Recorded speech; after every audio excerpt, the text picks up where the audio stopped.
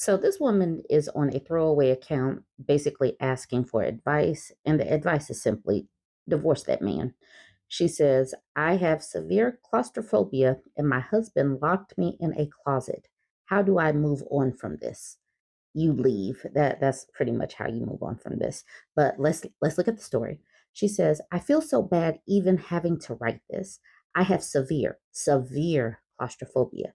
Like I can't stand any sort of space that makes it feel like I can't move. I hate planes and back seats of cars and just generally anywhere like that. I feel like I can't breathe or like I'm getting going to get suffocated. I know it's completely ridiculous, but I guess that's why it's a phobia. My husband clearly knows this, especially because I don't like being laid on, held down for the same claustrophobic reasons. Last night, I was retrieving something from my closet. It's a small closet, like big enough for me to get inside, but if you close the door, I'd be jammed between clothes, shelves, and the door. And that's exactly what my husband did. I immediately started to lose it, and he was holding the door shut from the other side, and he was laughing, and I begged to open the door. I tried to stay calm, but genuinely started to cry. My stomach was churning. I felt like I was either going to suffocate or have a heart attack. He put something between the handles so that I couldn't get out. He left me in there for like 15 minutes while I sobbed and he laughed. I eventually vomited in the closet, and that's what made him let me out. I feel so horrific.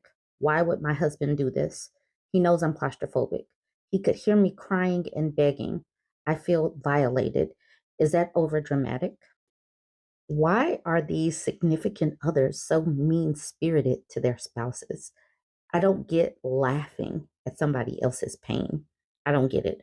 I don't believe that this person deserves to be with somebody that would harm them physically or mentally, emotionally, whatever, and then laugh about it. Because why? Why would you want to live your life like that? And this is a red flag early, early enough to be able to get out unharmed because this type of thing spikes your cortisol, your fight or flight or freeze hormones, and that long term can really impact your health in a negative way. So anyone doing these types of things to you, you need to leave them alone. They don't have your best interest at heart. They don't have your health in mind. They don't have your well being in mind. But some of the comments, I guess she must have said that she's pregnant in the comments because this person says, holy sh, and you're newly pregnant. This is abusive and highly concerning. Abusers often escalate when their partners are pregnant. And the OP said, we didn't even mean to get pregnant. It was an accident. I'm just so hurt right now reading all of these comments. And then this person says, it is very common for abusers to wait until you are either married or pregnant to start being abusive because they view you as being trapped. That's why so many people in this thread are afraid for you.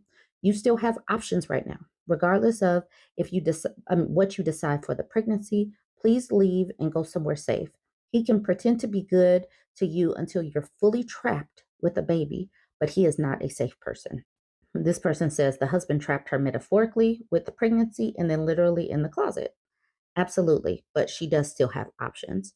This person says, do not subject your son or daughter to this man in his abuse. And then the following person says, if you think it is bad for you now, think of how a little one would feel when the person he or she loves and trusts treats a real problem as a joke.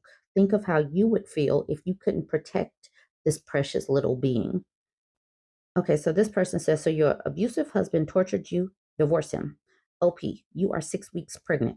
Get out of there before he hurts you or the baby. And then this person says, that's it. He got her baby trapped and his mask is slipping. This is just a taste of what's to come.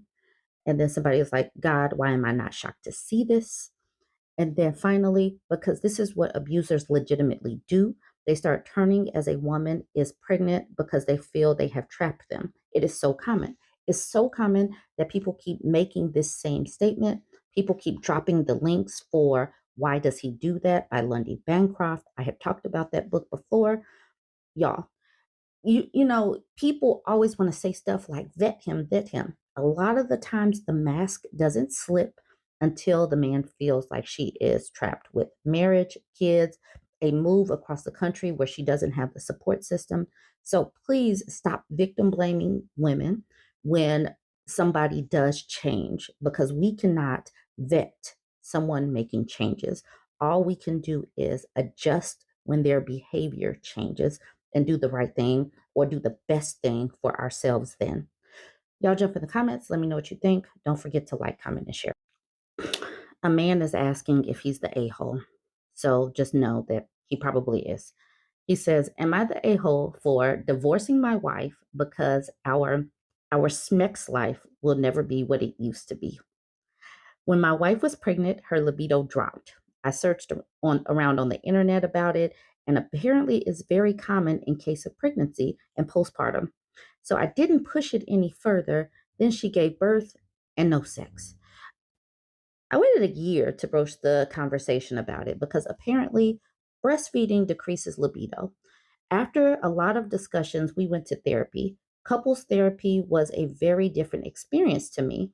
My wife was just better talking about her feelings. So I was advised to go to individual therapy to help me with it. I found a dude and we hit it off instantly. He is my type of therapist, no BS type of guy. Calls you out on your BS, then accurately explains what's going on. Our couples therapist is a woman and very preachy in the way she talks. And I'm like, get to the point.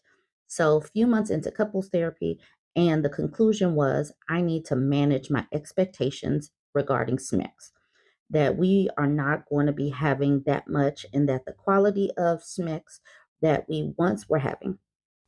So, I asked my therapist if I have to manage my expectations, and he said, not really, if I don't want to. He said, there is nothing wrong with having expectations, and if my wife can't meet them, she can't meet them. What I can't do is agree to compromise and then hold it against her head. I thought about it and I have decided that compromise on SMEX is not for me. I do not want to be in a relationship that is not satisfactory. And I have given 2 years to this relationship and I'm not willing to give more. And it seems like the couples therapist and my wife are trying to make me be okay with a subpar SMEX life. Y'all, he's given 2 years. He's given two. Whew. And imagine part of that time she was pregnant and then in postpartum. Okay. She says, so I communicated it in therapy, and the therapist's response was basically that yes, she is doing what I think she is doing, but I should see it in a positive light because she knows what she is doing and I don't. I told them that divorce is a good solution here because I will never be the one to manage my expectations. Therapist says she wants to talk more about it, and I told her I'm not willing to give you more money and whether she would do it for free. She didn't say anything, and I just smiled and walked away. I ended our couples therapy and asked my wife for a divorce. Wife is not happy about it and now wants to work on our relationship, but a relationship without a very good SMEX life is not a goal worth fighting for me. She says she will work towards it. I said, do it then. It's been 2 days and nothing has changed really. I mean, she has all the time she needs before divorce is finalized. So that's that. But I'm not hopeful. I'm giving more to this relationship than I'm getting back in return. I'm sorry, getting back from it. It's not sustainable. I think divorce is best for us. Y'all, society and our culture pushes women to get married and have babies. It pushes this narrative that this is what we are supposed to be doing. But then this can happen. And yes, our bodies change, but our culture doesn't speak enough about what happens to a woman's body with babies, sleep deprivation, the needs of the baby, healing, hormones being unbalanced, all of that. This is the reason why I completely, even as a mother, support the child free movement. Because imagine putting your body through something like this and then having a man say things like this. Just imagine the gall, the nerve. I am appalled. And yes, I do believe that divorce is best. I don't believe this woman should be begging this man. And yeah, I don't know what to say about this, but let's jump it. But hold on. Yes, he is the a hole, total a hole. No mention of the child, not even one. This person said, I noticed the same thing. Heartbreaking. This person said, probably better for the kid to grow up without a father than to grow up with this piece of this person. Dad give away why his wife doesn't want to have sex with him anymore. This person, in my experience, seeing a man in hardcore dad mode is a huge turn on for women. Maybe try being the best dad you can be and see what changes. This person says, it sounds like you want a sex driven person to give it to you as you want it, regardless of how the baby's birth and pregnancy affected her hormones. And then this person says, or her body, or she's too busy taking care of a baby to have libido. And then this person says he wants to have sex with his partner. What a monster. Yeah, so he's on the dude side. This person says, or her body, or she's too busy taking care. Oh, we already read that part. And then this person says, but he's kept it together for 2 years. This person says, did you adore your wife for who she was outside of the bedroom? Geez, yay. But it's a good thing you're getting divorced so your wife can find someone who loves her for who she is, not what she can offer in the bedroom. This person said they could still be friends and raise their kid. So sorry. The woman took the P word off the table, and all you nincompoops expect everything to go swimmingly. What is this guy supposed to do? Self pleasure for the rest of his life? And then someone told that dude, don't get married, my dude, ever. Yeah. So that's all of the comments that I want to do today on this one. But I say yes, total a-hole. But you guys go ahead and weigh in. Let me know what you think. Like, comment, share. Okay, so this is a Reddit thread. It just looks a little different because it was archived because the post was deleted. I don't know if the original poster deleted it or if it just got deleted, but someone archived it. She says, am I the a-hole for asking my ex-husband to split the cost of groceries? And usually when women are asking if they're the a-hole, they're simply looking for validation for feeling normal human emotions. So she gives the update first, but I don't want to do the update first. I'll come back to the update. She says, my husband and I divorced about 17 months ago. He was evicted from his apartment and needed a place to stay. I agreed to let him move back in to my spare bedroom because I didn't want to see him homeless. When determining how much he should pay, I charged half of the average utilities and $100 for the room. After he moved in, I was cooking dinners, which I didn't mind doing since I was cooking for myself anyway. Fast forward to the next time I needed to grocery shop. I asked him to pitch in on groceries. He offered to increase his rent by $50 per month. Now I only buy the necessities and buy as much generic as I can.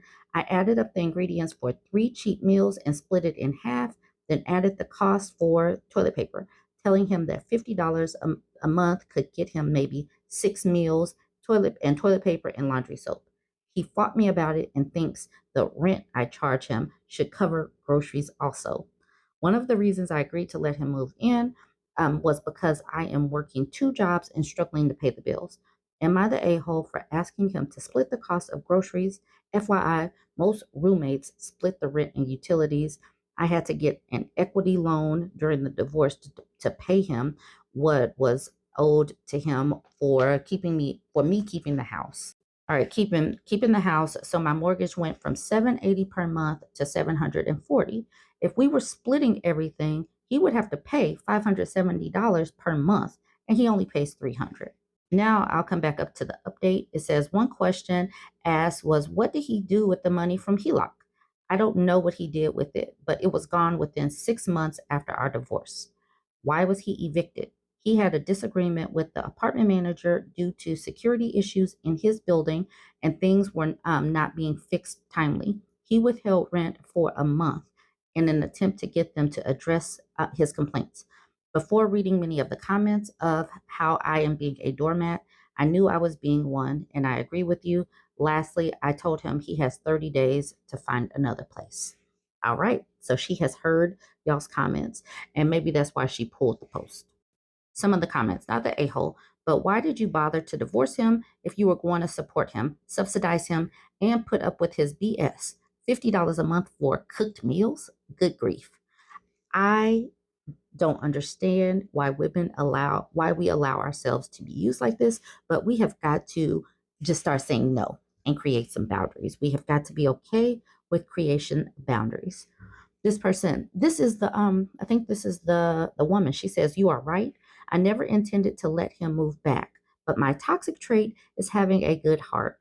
And not wanting him to be homeless, I made the decision to let him stay until he finds another place. When he asked me originally, I was told the money he gives me to live here will help me out. I just assumed that he would know that he would have to contribute to food. That was my fault for assuming and not spelling it out. She says that her toxic trait is having a good heart, but her toxic trait to herself is not having any boundaries. This person says, I think you need to reevaluate what it means to have a good heart. This goes beyond that. It sounds like your toxic trait is having difficulty saying no.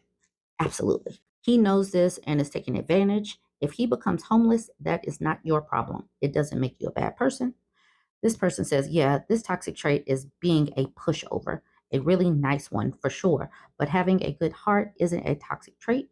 Letting people walk all over you is. She already divorced him. Why is she letting him treat her like I imagine he treated her when they were married, without any of the financial benefits? This person says, sadly, no. Your good heart has nothing to do with your toxic trait, which is being a doormat. He needs to go, get a new roommate. You are an a-hole to yourself. This person says a new roommate that pays closer to market value and doesn't whine. And this person says and buys their own groceries like most people who rent do. And this person says and pays full market for full half of the utilities and buys their own food and other consumables. Exactly. Yes, ladies, stop being an a-hole to yourself. This person says, I'm sorry, but no. I say this with all the understanding in the world, but you are being an idiot. What incentive does he have to find another place? He's got all your money. He got a roof over his head, his own room, and free home cooked meals for less than the cost of what he would be paying for groceries on his own. Let me guess. You do all the grocery shopping and the cleaning. He'll never leave. You're just going to get a squatter who makes you miserable, and he's going to start bringing dates home, or else he's going to start trying to sleep with you. Don't you want to spend your time, money, and energy improving your own life instead of supporting him again? Yes. Stop this. And then I'm going to end with this one on the bottom. I can see why you divorced the guy. Seriously, it's time to evict him. He's completely taken advantage of you, and you can't afford to pay his way. Evict the leech. Get a real roommate who will actually pay their way. He can clean up his own mess. I mean, my God, $100 is supposed to cover groceries in this economy.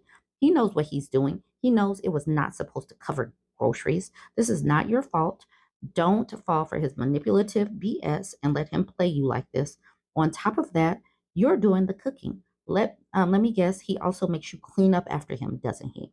The fact that this person says evict the leech, we are talking about this. No more allowing parasites and vampires to suck your time, energy, and resources away from you. No more of that. These relationships need to be mutually beneficial. Evict the leech, like that person says. Y'all jump in. Let me know what you think about this one. Don't forget to like, comment, and share.